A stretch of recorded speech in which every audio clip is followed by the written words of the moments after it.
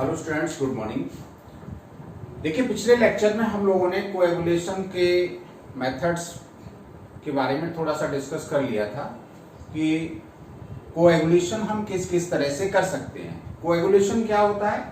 Colloidal particles का colloidal solution में जो कोलोइडल पार्टिकल्स प्रेजेंट हैं उनका प्रेसिपिटेशन कहलाता था coagulation.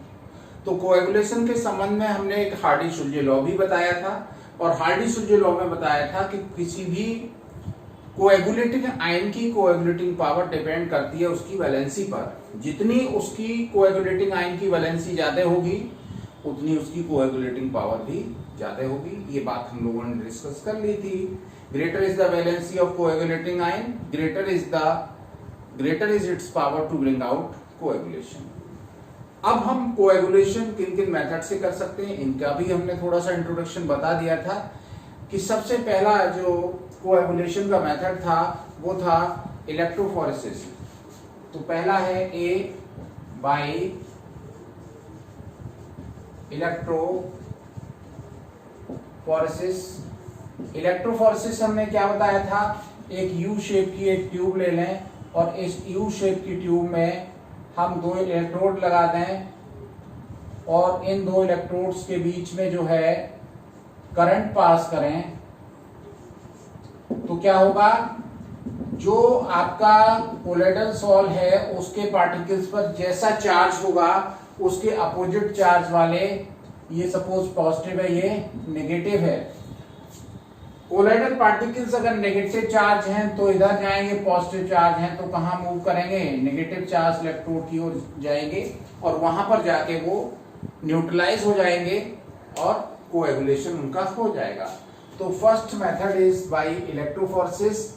When electrophoresis is carried out the charge particles migrate towards opposite charge electrodes and on reaching on the electrode they neutralize and coagulated at that respective electrode। दूसरा हमने method बताया था कि दो अपोजिटली चार्ज्ड सॉल्ट्स हैं उनको mix करके by mixing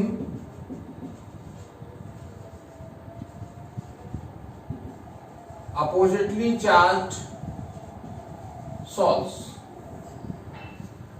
दो सॉल्ट हैं, एक नेगेटिवली चार्ज है एक पॉजिटिवली चार्ज है। अगर हम इन दोनों सॉल्ट्स को आपस में मिलाएंगे तो negative charge salt particle positive charge salt को क्या कर देंगे? न्यूट्रलाइज कर देंगे और इस तरह से आपका जैसे ही चार्ज खत्म होगा वैसे ही पार्टिकल्स का एग्रीगेशन होने लगेगा, प्रेसिपिटेशन होने लगेगा और सॉल्ट कोएगुलेट हो जाएगा। कोएगुलेट का मतलब होता है प्रेसिपिटेशन। तो दूसरा है by mixing of oppositely charged salts. Third method. तीसरा मेथड है by boiling. This is also a method by which coagulation can occur. जब अब आप किसी कोलोइडल सॉल्व को बॉइल करेंगे तो क्या होगा? जो कोलोइडल पार्टिकल्स पे एड्सॉर्ब्ड आयन है जिनकी वजह से उस पे चार्ज है वो एड्सॉर्ब आयन या एड्सॉर्ब लेयर जो फिक्स लेयर है वो डिस्टर्ब होगी। इलेक्ट्रिकल डबल लेयर थ्योरी में बताया था कि जो कोलोइडल पार्टिकल्स हैं उनके ऊपर एक फिक्स्ड लेयर बनती है, तो जब बॉयल करते हैं तो वो फिक्स्ड लेयर जो है वो डिस्टर्ब हो जाती है जिससे कोलोइडल पार्टिकल्स पर चार्ज जो है वो कम होने लगता है और चार्ज कम होने की वजह से फिर वो आपस में जुड़ने लगते हैं। तो आप इसमें यही लिखेंगे कि when colloidal salt is boiled the adsorbed layer of the colloidal particles is disturbed due to which their charge reduces and colloidal particles finally gets precipitated or coagulated। तो इस चीज को हम पहले डिस्कस कर चुके थे, इसको एक बार से हमने फिर से डिस्कस कर दिया। अब हम आगे की ओर चलते हैं। इसमें कोलोइड सॉल्यूशन में एक गोल्ड नंबर है।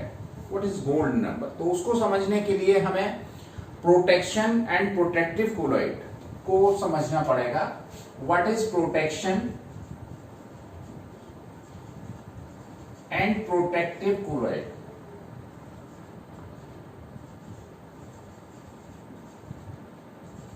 Protection and protective colloid.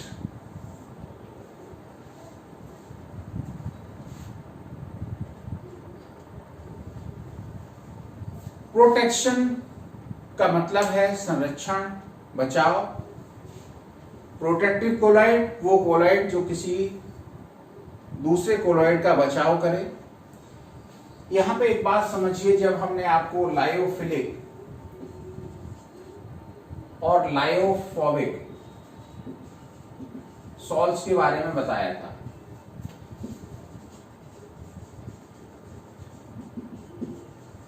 हमने बताया था कि जो लायोफिलिक सॉल्ट्स होते हैं, चूंकि वो लिक्विड से स्नेह रखते हैं, लायोफिलिक, लायो लविंग, लिक्विड लविंग है, तो इसलिए वो लिक्विड में आसानी से डिसॉल्व हो जाते हैं और डिसॉल्व बने रहते हैं।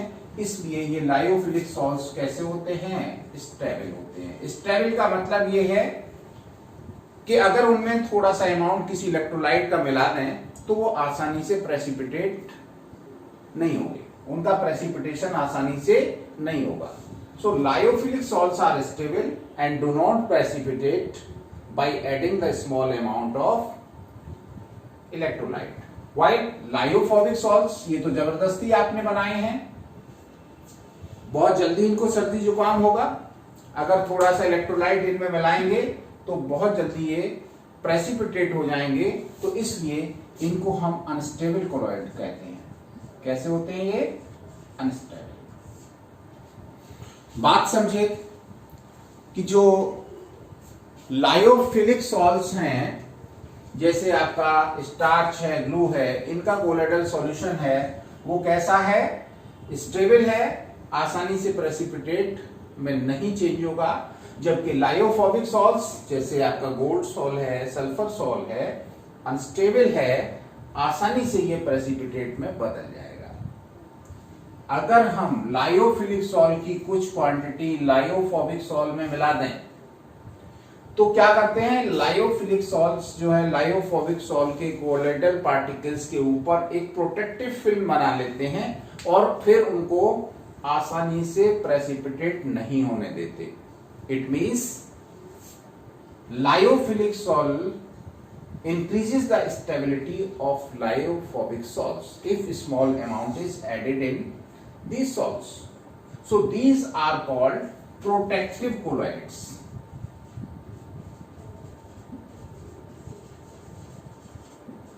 Lyophilic salt क्या हो गए? Protective colloid हो गए, because they are protecting the lyophobic salts. और इस पूरे फिनोमिना को बोलते हैं प्रोटेक्शन। समझ गए होंगे? लायोफिलिक सॉल की अगर थोड़ी सी क्वांटिटी हम लायोफोबिक सॉल में मिला दें तो ये लायोफोबिक सॉल की स्टेबिलिटी बढ़ा देते हैं, ये उनको आसानी से प्रेसिपिटेट नहीं होने देते हैं। इसका मतलब ये लायोफिलिक सॉल्ट्स लायोफोबिक सॉल्ट्स का प्रोटेक्शन करते हैं, इसलिए कहते हैं प्रोटेक्टिव कोलॉइड। तो आप चाहें तो जल्दी से नोट कर लीजिए, the process of protecting lyophobic salts to B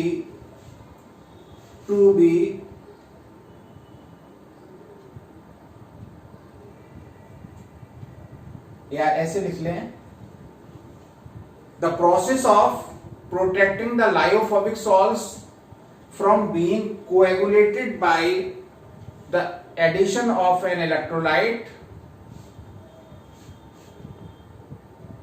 of lyophilic salts is called protection. इसको इस तरह से भी आप चाहें तो नोट कर सकते हैं, when a small amount of lyophilic salts is added to the lyophobic salts, then they protect from the coagulation. So lyophilic salts are called protective colloid and this phenomena is called protection.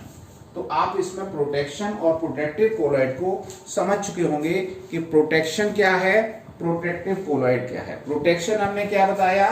Protection है lyophobic salts को precipitate होने से रोकना।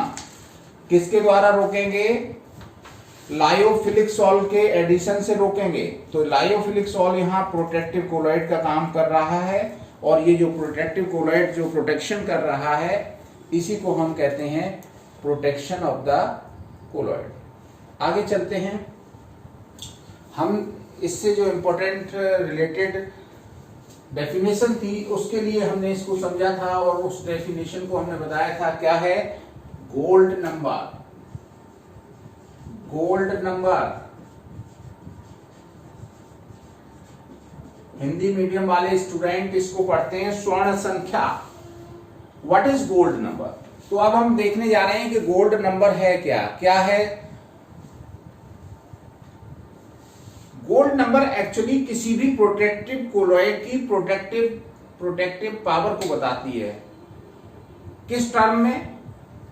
कितने milligram protective colloid 10 ml gold salt में मिलाएं तो उसका NaCl द्वारा होने वाला कोएगुलेशन रुक जाएगा। थोड़ा सा इसको डेफिनेशन को हम एक डायग्राम से समझाते हैं, ग्राफिक के जरिए समझाते हैं कि आपने 10 ml गोल्ड सॉल्ट लिया। ये कैसा है? ये आपका लायोफोबिक सॉल्ट होता है। लायोफोबिक सॉल्ट है। अगर हम इसमें 10 ml गोल्ड सॉल्ट में 1 ml NaCl सॉल्यूशन मिलाएं जिसकी कंसंट्रेशन है 10%, तो ये गोल्ड सॉल्ट हमारा कोएगुलेट हो जाएगा। If you add the 1 ml NaCl solution of 10% concentration, 10% W/W in 10 ml standard gold salt, then it will completely precipitate. अब क्या करें? इसके प्रेसिपिटेशन को रोकने के लिए कुछ मिलीग्राम इसमें प्रोटेक्टिव कोलॉइड मिलाना पड़ेगा। क्या मिलाना पड़ेगा? प्रोटेक्टिव कोलॉइड मिलाना पड़ेगा। प्रोटेक्टिव कोलॉइड कौन होते हैं? लायोफिलिक। तो लायोफिलिक सॉल्ट की या लायोफिलिक कोलॉइड की ड्राई स्टेट में कितना मिलीग्राम मिलाना पड़े? हर लायोफिलिक सॉल्ट की अलग अलग क्वांटिटी मिलानी पड़ेगी। हर एक की प्रोटेक्टिव पावर अलग अलग होती है। प्रोटेक्टिव पावर को ही हम गोल्ड नंबर बोलते हैं। तो जितने मिलीग्राम, ये क्वेश्चन मार्क लगा हुआ है, कितने milligram protective colloid 10 ml gold salt में मिलाने पर उसका प्रोटेक्शन कर देगा 1 ml NaCl सॉल्यूशन जिसकी कंसंट्रेशन 10% है द्वारा होने वाले कोएगुलेशन को।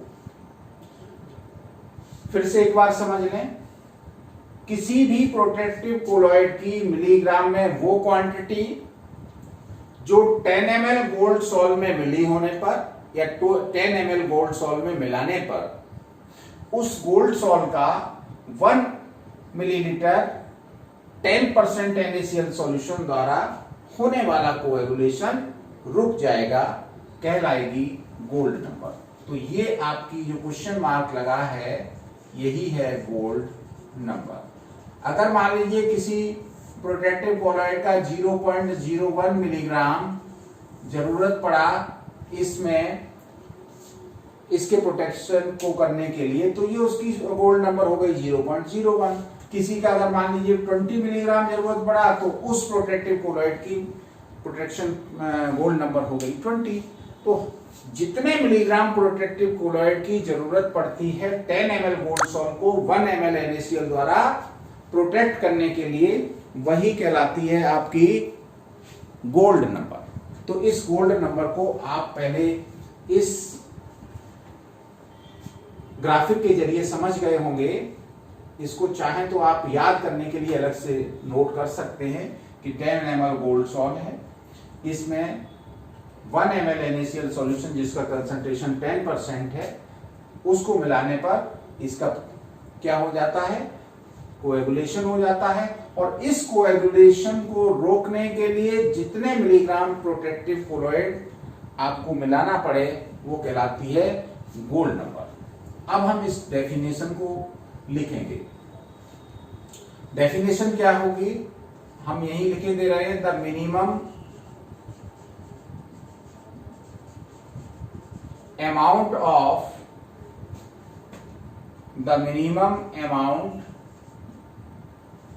of protective colloid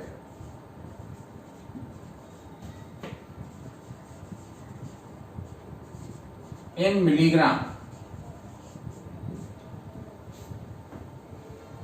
which must be added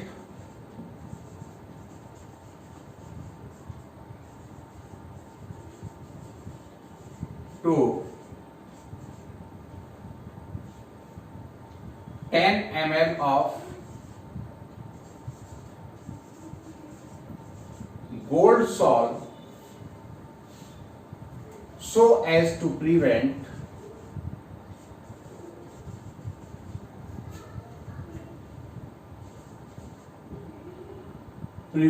the coagulation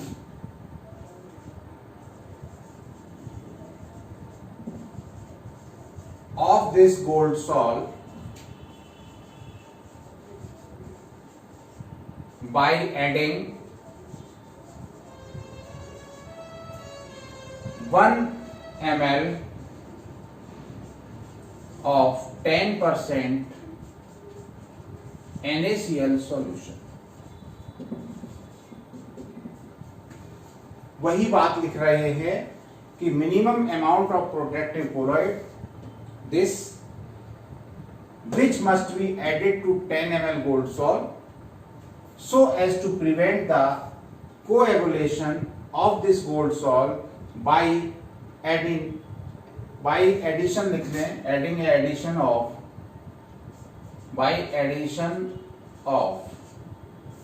1 ml of 10% NaCl solution।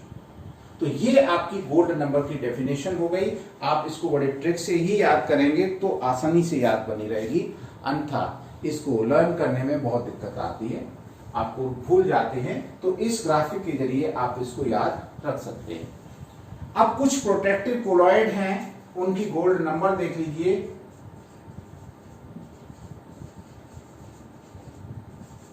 और उनका गोल्ड नंबर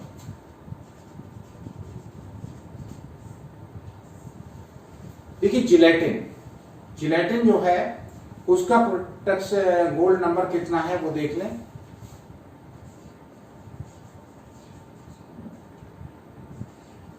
ये है आपका 0.005 से 0.01, मतलब 0.005 मिलीग्राम से 0.1 मिलीग्राम अगर हम जिलेटिन 10 ml गोल्ड सॉल्ट में मिला दें तो इसके द्वारा 1 ml NaCl द्वारा कोएगुलेशन नहीं हो पाएगा।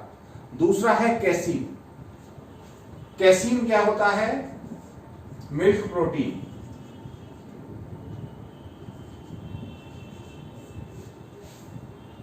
तो आपका कैसीन जो है मिल्क प्रोटीन है। मिल्क प्रोटीन का गोल्ड नंबर क्या है? 0.01 से 0.02। मतलब अगर कैसीन हम 10 ml गोल्ड सॉल्ट में कितना मिलाएंगे? 0.01 से 0.02 मिलीग्राम तक मिला देंगे तो इसका जो है कोएगुलेशन नहीं होगा। उसके बाद आता है हीमोग्लोबिन।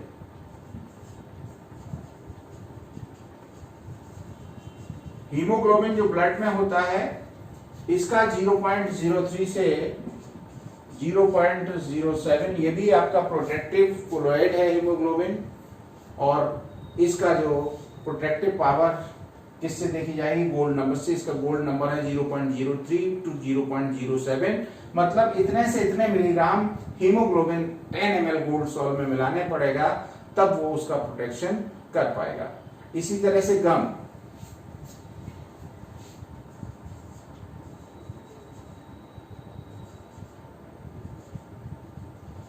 अरेबिक, ये है 0.01 मतलब 0.1 मिलीग्राम से 0.15 मिलीग्राम तक इसका मिलाना पड़ता है। और अगला है स्टार्च। पोटैटो स्टार्च लें तो ये 20 से 25 मिलीग्राम तक आपको ऐड करना पड़ेगा। तो इस तरह से हमने डिफरेंट टाइप के कोलॉइड्स की क्या बता दी, गोल्ड नंबर बता दी कि गोल्ड नंबर कितनी होती है। प्रोटेक्टिव कोलॉइड ये है।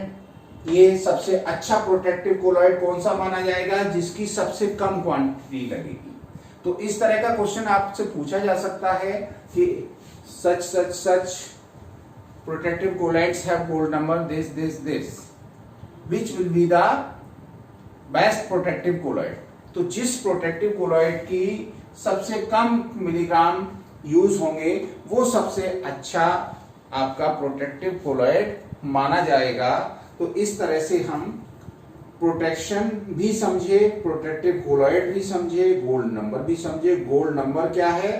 गोल्ड नंबर किसी भी प्रोटेक्टिव कोलॉइड की प्रोटेक्शन पावर को बताती है और वो लियोफिलिक सॉल्ट की मिलीग्राम में क्वांटिटी होती है जो 10 ml गोल्ड सॉल्ट में उसके प्रोटेक्शन करने के लिए मिलानी पड़ती है। तो ये आपका रहा gold number.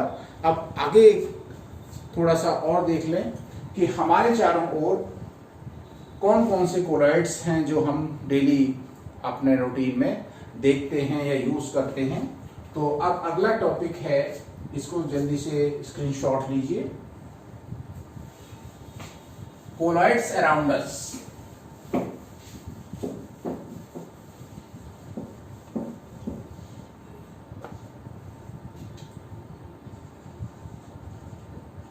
Colloids around us, हमारे चारों ओर कौन कौन से कोलॉइड हैं इनको आप देखिए। सबसे पहले हम देखते हैं blue colour of sky. Blue colour of sky, आसमान का रंग कैसा है? नीला है। नीली सी चादर दिखती है। क्यों दिखती है? आपके एटमॉस्फेयर में डस्ट पार्टिकल वाटर पार्टिकल्स के साथ कोलोइडल फॉर्म में सस्पेंडेड हैं। ये सस्पेंडेड पार्टिकल क्या करते हैं? ब्लू लाइट का स्कैटरिंग करते हैं, इसलिए हमारा आसमान जो है वो ब्लू कलर का दिखाई देता है। तो आप इसमें ऐसे लिख देंगे कि dust particle along with water are suspended in the air and they scatter the blue light, so the sky colour seems blue. ऐसे ही हम ओशियंस सीम्स ब्लू, व्हाई? जब भी सन रेज ओशियन के वाटर पे पड़ती हैं तो वाटर में कोलोइडल पार्टिकल्स, सॉल्ट्स के, डस्ट के कोलोइडल पार्टिकल्स मौजूद हैं और वो कोलोइडल पार्टिकल्स किसी स्पेसिफिक वेवलेंथ की लाइट को एब्जॉर्ब करते हैं, ब्लू लाइट का स्कैटरिंग करते हैं और इसकी वजह से जो सी वाटर है वो कैसा दिखाई देता है? ब्लू दिखाई देता है। दूसरा, इन फूड आर्टिकल्स,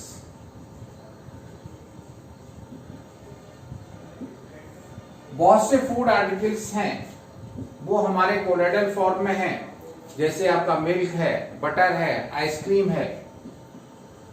मिल्क है, बटर है, आइसक्रीम है, फ्रूट जूस है, जैम वगैरह हैं, एटसेट्रा आर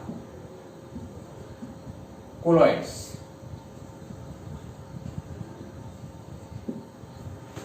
थर्ड, इसके अलावा आपका फॉग है, मिस्ट है, रेन है। ये क्या है? Fog, mist, cloud, etcetera, these are also the colloidal systems. जैसे आपका फॉग क्या है? जो आपकी वाटर पार्टिकल्स हैं, वाटर के ड्रॉपलेट्स हैं, वो कोलॉइडल फॉर्म में प्रेजेंट हैं एटमॉस्फेयर में, एयर में। तो एयर में सस्पेंडेड हैं तो वही बन जाता है फॉग। मिस्ट क्या है, जो आपके डस्ट पार्टिकल हैं उस पर वाटर पार्टिकल्स जो है वो और इकट्ठे हो गए और वो आपके एयर में सस्पेंडेड हैं तो वो आपकी मिस्ट बन गई। क्लाउड इसी तरह से आपके जो वाटर ड्रॉपलेट्स हैं वो कंडेंस हो जाती हैं और एयर में सस्पेंडेड रहती हैं तो वो बनाते हैं क्लाउड्स। तो ये सारे कोलॉइडल फॉर्म में प्रेजेंट रहते हैं। अगला है फॉर्मेशन ऑफ डेल्टा।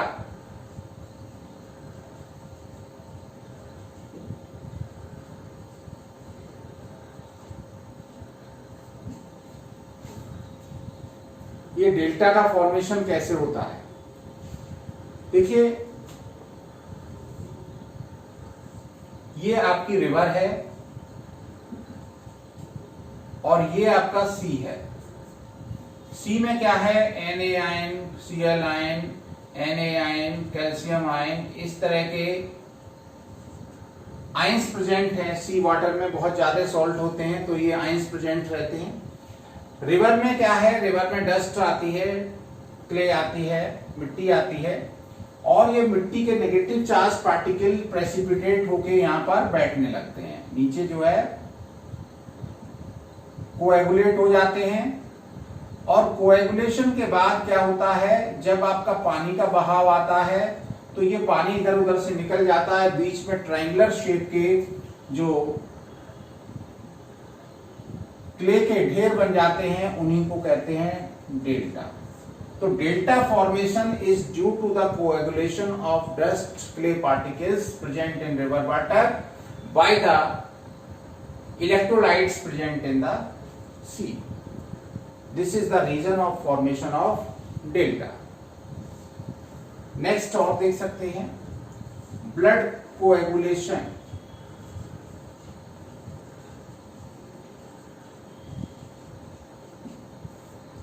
अगर कहीं हल्की फुल्की चोट लग जाती है और उस चोट में से जब ब्लड निकलने लगता है तो उस ब्लड को बहने से रोकने के लिए हम क्या करते हैं, उस पर हम फिटकरी लगाते हैं, एलम। फिटकरी क्यों लगाते हैं, फिटकरी इसलिए लगाते हैं कि फिटकरी में Al+3 आयन प्रेजेंट हैं, पोटेशियम आयन भी प्रेजेंट हैं। तो ब्लड नेगेटिव चार्ज सॉल्व होता है, जब उस पर फिटकरी लगाते हैं तो वो नेगेटिव चार्ज सॉल्व कैसा क्या होता है, प्रेसिपिटेट हो जाता है और उस प्रेसिपिटेशन की वजह से क्या होता है, उस प्रेसिपिटेशन होने की वजह से वो आपका ब्लड बहना बंद हो जाता है। आप FeCl3 सॉल्यूशन डाल दें तो भी फेरिक आयन जो है उसका कोएगुलेशन कर देंगे। आपने देखा होगा कभी कभी कुछ लोग बीड़ी के बंडल का जो रैपर होता है उसको भी लगाते हैं। एक्चुअली बीड़ी के बंडल में जो लेई यूज की जाती है उसमें कॉपर सल्फेट मिलाया जाता है जिससे वो चूहे वगैरह ना काट दें। तो उसमें भी जो इलेक्ट्रोलाइट मिला होता है उस पेस्ट में, वो इलेक्ट्रोलाइट उसका कोएगुलेशन कर देता है, इसलिए उसका जो है वो फ्लो वो बंद हो जाता है, मतलब ब्लड का जो फ्लो है वो रुक जाता है। तो ये सारे हमने कोलॉइड्स बताए जो हमारे चारों ओर हैं और हम जिनका डेली लाइफ में यूज देखते हैं।